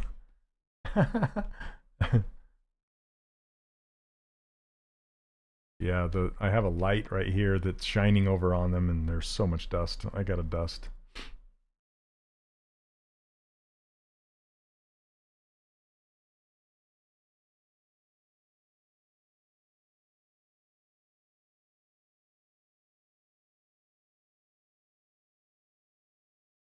Will you get to hands? Oh yeah, that's right. Yes, yes, yes, yes.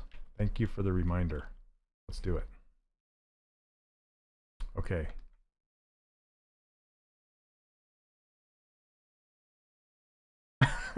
Yep, every particle is printed. Let's see, I just want to make a little kind of puffy fluff ball tail.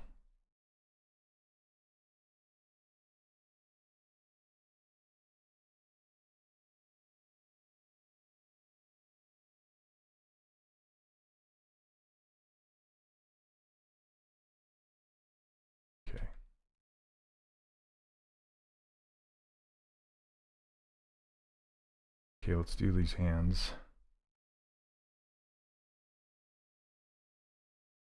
Okay, so when I do hands, I always start out with a cube. Well, it's a sphere stretched into a square. I always start with spheres because they're so organic. Okay. So start with a sphere. Let me snap it better. I have to reset my gizmo to make it snap better. And then I'll split it off so we can be working on it by itself. And I squish it down.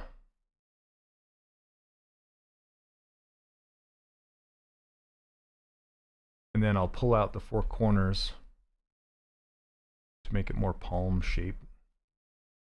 And then I'll kind of taper like this. So it's tapered at the wrist and kind of goes out.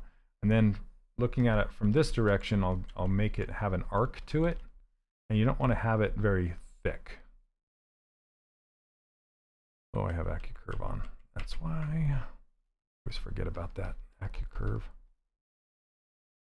So because your palm has a natural arc to it. If looking at it from the front like this, with your fingers, it has an arc.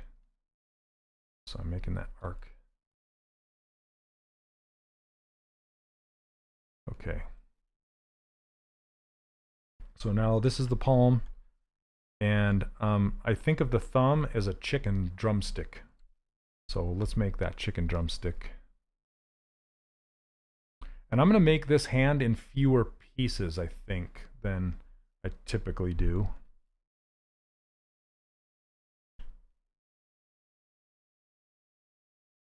And then you just want to bury that thumb into the palm, down in this lower quarter quadrant, like this.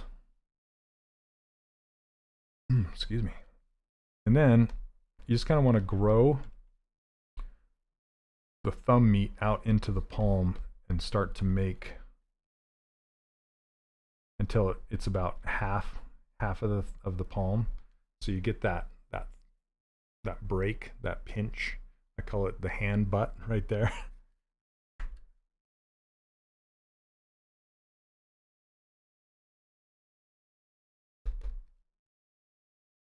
And then from the back you just kind of push it into the palm. Then basically I curl this part backwards. So it's like a bent thumb.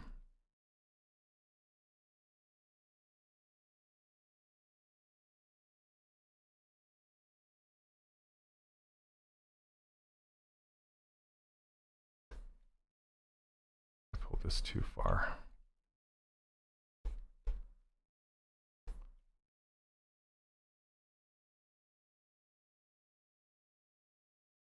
Pull this in a little bit, pull this out a little bit. See, it's kind of like a drumstick. And then you just curl the thumb up like that at the back. So, yeah, looking at your own thumb, you can kind of flatten this bit out right here where the thumbnail goes. Okay. And then you can add another piece for the other half of the butt. Getting late in London, off I go. All right, thanks for hanging out.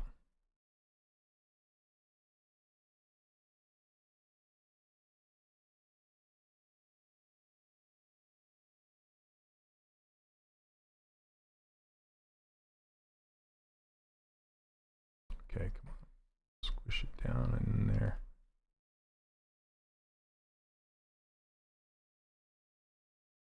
Oh, all of a sudden I'm on the other side. I'm like, what the heck happened?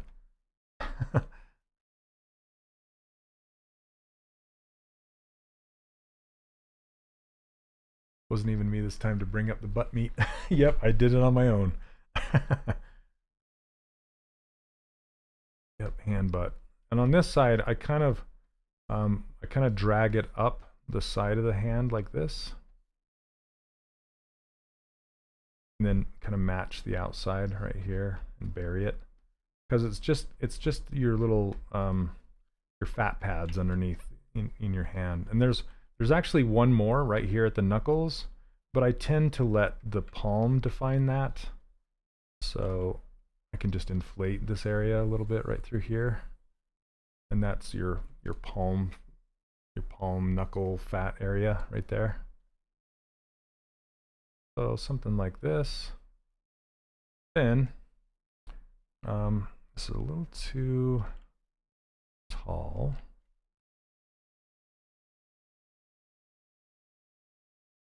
I'm just going to squish it down just a little bit. Again, you don't want it the palm too thick. I see it all the time. Too much volume on the back of the hand. If you hold your hand up like this, let's see, to the camera, look how it kind of just tapers from your almost to your elbow all the way up to the tips of your fingers. There's not really, other than where the palm sticks out, it's like a wedge all the way down.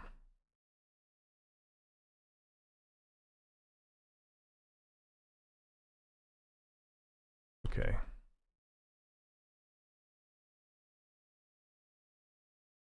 So now for the fingers, I'm just going to do these in 2 parts because he's got such small hands.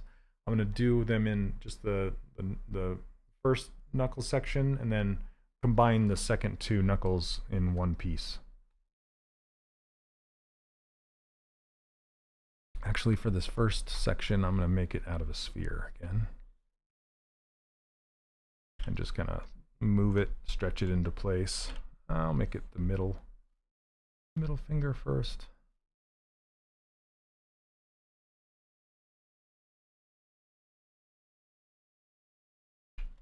Just kind of stretch it out and just mush it around until it's more of a... All right, take care, Leonard. Thanks for hanging out.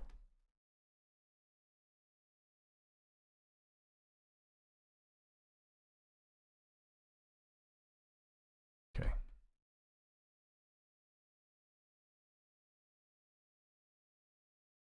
So this is just the first knuckle. Not too perfect.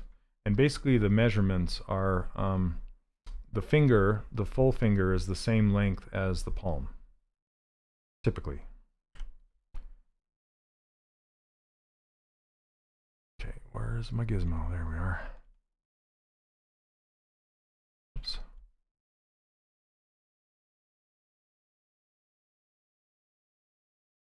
I'm going to invert this, hit Control Y to assign a new polygroup to this. It looks like it's the same polygroup as the palm, but it's not. Okay, let's try it again. Whoops. There we go. Now we know that it's not. I'm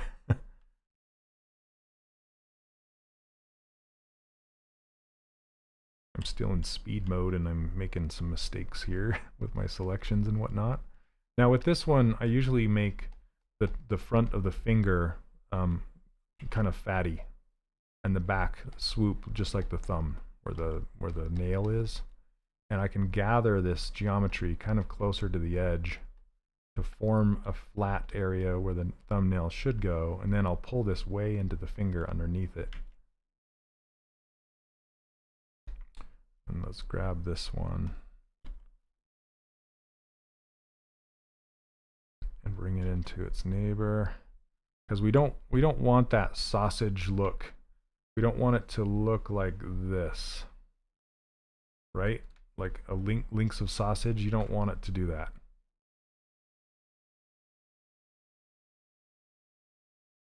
And these are about halfway. It's like,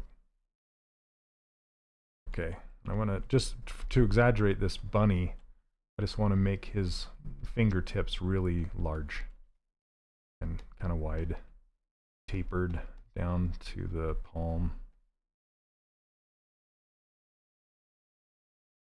And just kind of, the whole thing scoops kind of straight. And notice I'm not doing like, I also see a lot of students go from the bottom and they'll put in like this, you know, the extra anatomy or whatever. I don't do that. I let the bends, like bending the finger, make that happen. And then I also don't do like the big knuckles and the big knuckles like this. You know, you don't need to put all that stuff in. I know you want to, don't do it. Just keep it nice and clean, straight. See, I could have made this out of one piece and it would have been just fine. Okay. And I can pull this in to start to form that first knuckle right there. But for this one, I'm going to leave it so the palm forms the big knuckles up here. Okay, so now try and get this clean. And then let's put in the other fingers. I want to make those fingers kind of bigger. So, oops. Oh, looks like my thumb palm is in the same group as this. So just mask it, hit Control W, hide it. Okay. So I'm going to make this bigger. Mainly wider. And wider this direction as well. And then I'll have to adjust the thumb to match because now the thumb looks small. You want all of your fingers to be roughly the same thickness around. Okay. For the pinky. Whoops. Didn't mean to make that go over there. Just scale it down like this. And then duplicate that.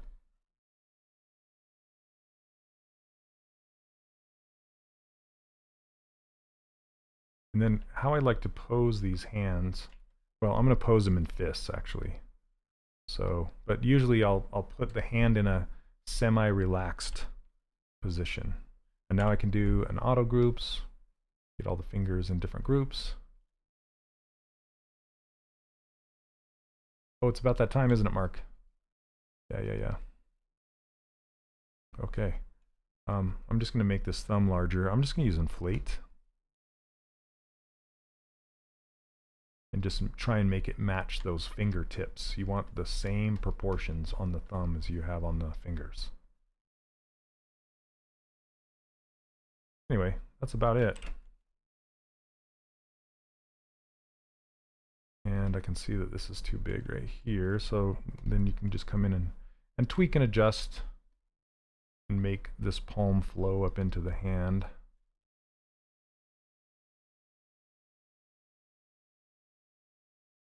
So Daniel, that's essentially how I made that hand in that lesson. And that's kind of what I was thinking about as I was making it. So same.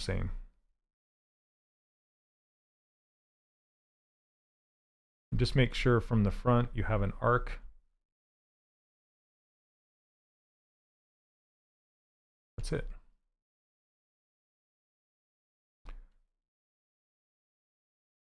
Hands.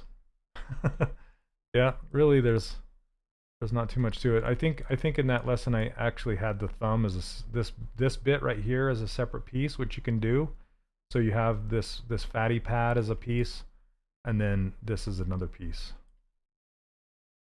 And you can raise the push the thumb into the hand a little bit more. Yep. Anyway, hopefully that helps.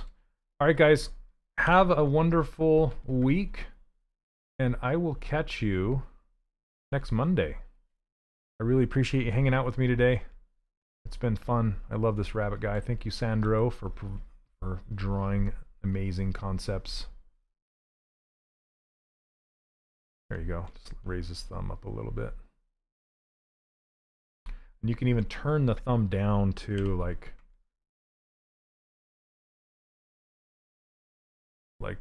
this even more.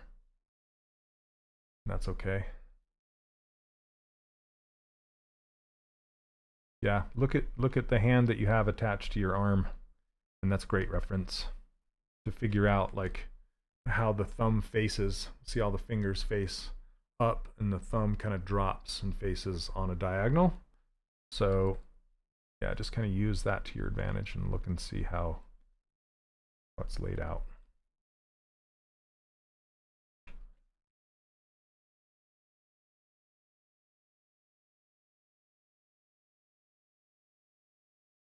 All right, guys.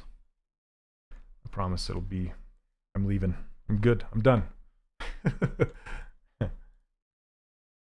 Those little hands. Here, I'm just gonna do one more thing. I'm gonna hide these hand spheres and just put these in its place.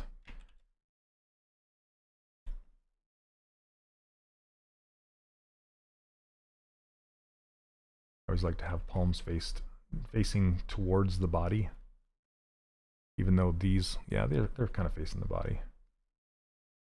And then the wrist connection point. Sometimes you don't always want to just put it right in the center. Here, let me grab this. Hide it. You don't always want to put it right in the middle, left to right. Sometimes you can put it like this. So it goes from the arm, from the elbow, all the way down to the pinky without interruption. Like that. But you can put it in the middle as well. It's okay too. We're off to one side. There you go. Rabbit. He's hilarious. All right, guys. Yeah, thanks, Steven. All right. Have a wonderful week, you guys, and we'll see you again next Monday. All right, take care. Have a good one. Thanks for joining me. We'll see ya.